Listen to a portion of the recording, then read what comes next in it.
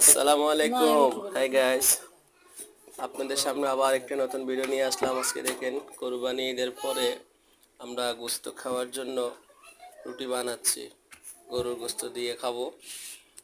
দেখুন আমরা কি সুন্দর করে রুটি বানাচ্ছি। আমার ওয়াইফ বানাচ্ছে, ওনার রুটি বানালে অনেক সুন্দর।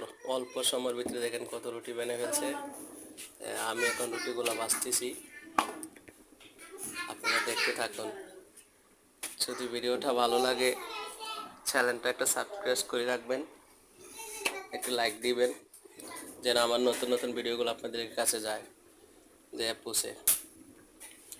দেখছেন আমি রুটি বাজতেছি, এই যে পাশে গোস্ত বসাইছে, চুলার মধ্যে রান্না হচ্ছে।